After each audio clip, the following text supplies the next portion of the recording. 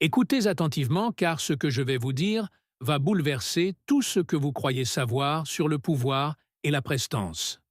On vous a mal enseigné. Nous vivons dans un monde qui récompense la voix la plus forte, la réaction la plus vive, la réponse la plus théâtrale. Mais voici le secret. La personne la plus puissante dans une pièce n'est pas celle qui fait le plus de bruit. C'est celle qui rend tous les autres nerveux par son calme. Pensez-y. Quand quelqu'un perd son sang-froid lors d'une dispute, qui gagne vraiment? La personne qui hurle ou celle qui reste assise là, totalement imperturbable? C'est presque comique de voir à quel point nous dépensons plus d'énergie à essayer de paraître fort qu'à l'être réellement. Votre nervosité est en fait la zone de confort de tous les autres. Quand vous êtes anxieux, agité, réactif, vous êtes prévisible, inoffensif, gérable. Mais quand vous êtes calme, c'est là que les choses deviennent intéressantes. La science le confirme. Des études montrent que le sang-froid émotionnel déclenche une réponse de détection de menaces chez les autres. Votre amygdale, ce vieux système d'alarme, s'affole lorsqu'elle n'arrive pas à déchiffrer quelqu'un. Et c'est exactement ce que nous allons construire. Voici votre premier aperçu de puissance, dès maintenant. Où que vous soyez, relâchez vos épaules. Ralentissez votre respiration. Vous sentez ce changement? Ce n'est que le début. Votre cerveau vous ment. À chaque instant, chaque jour, il fait tourner un vieux logiciel conçu pour les tigres à dents de sabre, pas pour les conseils d'administration. Mais voici ce que personne ne vous dit. Vous pouvez le pirater. Quand vous êtes calme, vraiment calme, quelque chose de fascinant se produit dans votre cortex préfrontal. C'est le PDG de votre cerveau, la partie rationnelle et calculatrice qui fait de vous un humain. Dans un état de calme, il devient littéralement plus fort, plus dense, mieux connecté. Voyez cela comme le passage d'une connexion bas, débit à la fibre optique. Pendant ce temps, votre amygdale, ce bouton de panique dont nous avons parlé, rétrécit.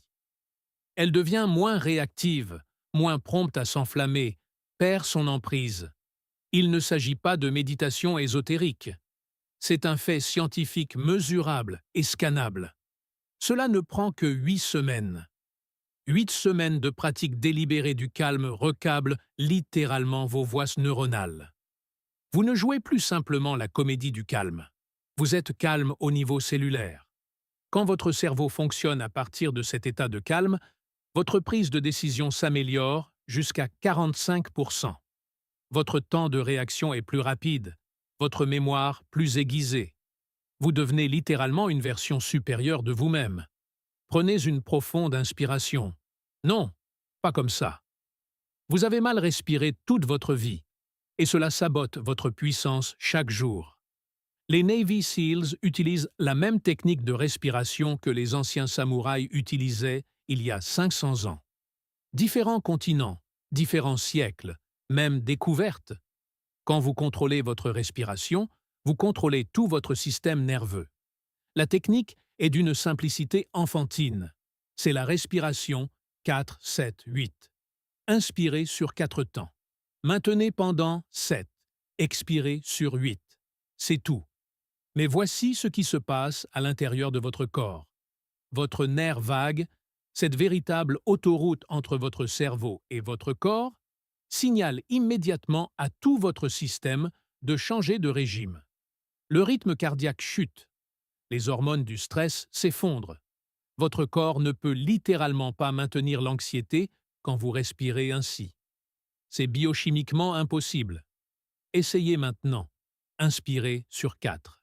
Bloquez. Expirez sur 8. Vous sentez? C'est la sensation de reprendre le contrôle sur votre cerveau reptilien. Vous pouvez faire cela partout. En réunion, lors d'une dispute, avant une présentation. Personne ne se doute de rien. Vous piratez littéralement votre biologie à la vue de tous. Marc Aurèle régnait sur tout l'Empire romain. Pensez-y. Des millions de personnes. Des guerres constantes. Des intrigues politiques. Et vous trouvez votre boîte mail stressante? Cet homme passait ses matinées à écrire sur la façon de rester calme, pas sur la conquête de nations, ni sur l'accumulation de richesses, juste sur comment ne pas perdre la tête. Les stoïciens ont découvert il y a 2000 ans ce que les neurosciences viennent de prouver mardi dernier. Il n'y a qu'une seule chose dans tout l'univers que vous contrôlez réellement, votre réaction. Tout le reste n'est que du bruit. Ils appelaient cela la dichotomie du contrôle. Vous contrôlez vos pensées, vos actions, vos jugements. C'est tout. La météo, l'opinion des autres, la victoire de votre équipe, rien de tout cela n'est de votre ressort. La prochaine fois que vous sentez l'anxiété monter, posez-vous une seule question. Est-ce que cela dépend de moi? Si oui, agissez. Sinon, lâchez prise. C'est d'une simplicité brutale. Levez-vous. Non, sérieusement, levez-vous maintenant. Votre corps diffuse de la faiblesse et tout le monde reçoit le signal. Votre posture ne reflète pas seulement votre état mental, elle le crée. 2 minutes dans une posture de puissance augmentent la testostérone de 20% et font chuter le cortisol de 25%. Vous fabriquez littéralement de la confiance par voie chimique. Le vrai pouvoir ne consiste pas à se rendre plus imposant. Il réside dans une immobilité parfaite. Observez n'importe quel prédateur alpha. Ils ne s'agitent pas. Ils ne bougent pas inutilement. Ils existent avec une économie de mouvement terrifiante. Inclinez la tête vers le bas d'exactement 10 degrés, ni plus, ni moins. Cela déclenche un ancien schéma de reconnaissance de la dominance. Vous parlez littéralement une langue plus vieille que les mots. Vous sentez la différence? Vos mains. Arrêtez de les cacher. Des mains visibles sont un signe de fiabilité. Mais voici la technique avancée. Gardez-les parfaitement immobiles quand vous ne faites pas de gestes. Des mains qui bougent sont synonymes de nervosité. Des mains immobiles sont synonymes de contrôle. Ne dites rien. La chose la plus puissante que vous puissiez dire, c'est rien. Nous vivons dans un monde terrifié par le silence. Regardez ce qui se passe dans n'importe quelle conversation lorsqu'il y a une pause de plus de 3 secondes. Les gens paniquent. Ils comblent le vide avec du bruit, des rires nerveux, des mots inutiles. Mais vous, vous allez en faire une arme.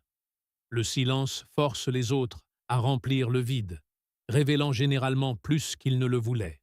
Cela démontre une confiance suprême. Seuls les nerveux ont besoin de parler. Cela fait en sorte que chaque mot que vous prononcez frappe comme un coup de massue. Quand quelqu'un finit de parler, attendez 3 secondes complètes avant de répondre. 1. Mississippi. 2. Mississippi. 3. Mississippi. Regardez leur inconfort grandir. Quand vous parlez, faites-le 30% plus lentement que ce qui vous semble naturel. Cela crée ce que les psychologues appellent une charge de traitement. Les gens boivent littéralement vos paroles parce que leur cerveau a le temps de bien digérer chacune d'elles. Vous voulez améliorer vos compétences relationnelles? Essayez ceci et ressentez la différence. Vos émotions ne sont pas vos ennemis. Les émotions des autres, voilà votre opportunité. L'aïkido émotionnel ne consiste pas à être sans émotion. Il s'agit de rediriger l'énergie émotionnelle, la vôtre et la leur. Comme un adepte des arts martiaux redirige la force physique. Plus ils se mettent en colère, plus vous devenez calme. Les émotions sont contagieuses. Les scientifiques appellent cela la contagion émotionnelle. En général, l'émotion la plus intense dans une pièce se propage comme une traînée de poudre. Mais le calme est comme une kryptonite émotionnelle. Quand quelqu'un craque, votre calme inébranlable crée une dissonance cognitive. Leur cerveau s'attend à ce que vous vous aligniez sur leur énergie. Quand vous ne le faites pas, cela court-circuite tout leur programme émotionnel. Ils ne savent littéralement plus quoi faire. Baissez la voix quand les autres la montent. Ralentissez quand ils accélèrent. Maintenez le contact visuel quand ils détournent le regard. Vous devenez l'encre émotionnelle qui ramène tout le monde au point de départ. La confiance n'est pas quelque chose que l'on possède. C'est quelque chose que l'on fait. Votre cerveau ne fait pas la différence entre une confiance réelle et une confiance jouée. Les mêmes voies neuronales s'activent. Les mêmes substances chimiques sont libérées. Vous pouvez littéralement faire semblant jusqu'à ce que votre cerveau le rende réel. Chaque matin, avant de regarder votre téléphone, avant que le monde ne mette ses griffes sur vous, tenez-vous devant un miroir. Plongez votre regard dans le vôtre. Tenez 30 secondes. Ça a l'air simple. Essayez. La plupart des gens ne tiennent pas 10 secondes. Ce n'est pas de la vanité, c'est de la programmation. Vous apprenez à votre système nerveux que le contact visuel est synonyme de sécurité, pas de menace. Faites cela pendant 2 semaines et voyez ce qui se passe lors de votre prochaine conversation importante. Quand vous vous entraînez à soutenir le regard sans ciller, votre corps émet des signaux de confiance. Et c'est cette confiance tranquille qui attire les gens vers vous. Vous êtes sur le point de devenir la personne la plus redoutable de n'importe quelle pièce. Pas par l'agression, ni par la manipulation, mais par un pur leadership émotionnel. Les groupes ne suivent pas la personne qui crie le plus fort. Ils suivent la personne la plus assurée. Et rien ne diffuse plus d'assurance qu'un calme inébranlable. Quand la tension monte, quand les opinions s'affrontent, quand le chaos menace, tout le monde se tournera inconsciemment vers vous. Vous êtes devenu le thermostat émotionnel. Ce n'est pas de la manipulation, c'est de la responsabilité. Quand vous maîtrisez votre propre état émotionnel, vous créez un espace sûr pour que les autres trouvent le leur. Vous devenez l'œil de chaque tempête. La transformation n'est pas un événement, c'est une pratique. Chaque maître du calme a un secret. Ils ne sont pas nés ainsi. Ils l'ont construit, répétition après répétition, respiration après respiration, jour après jour. Et maintenant, vous allez construire le vôtre. Votre routine matinale est votre forteresse.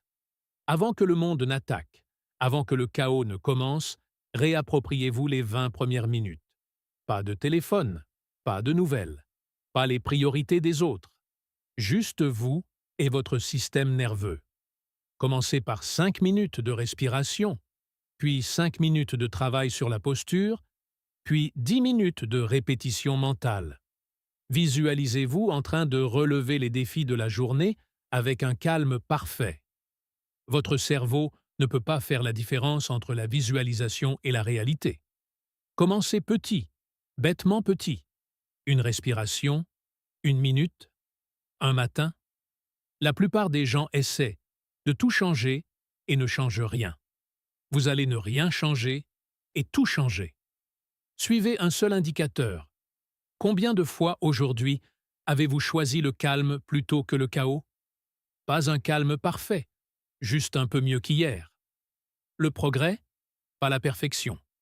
2 semaines pour remarquer des changements. 4 semaines pour que les autres les remarquent.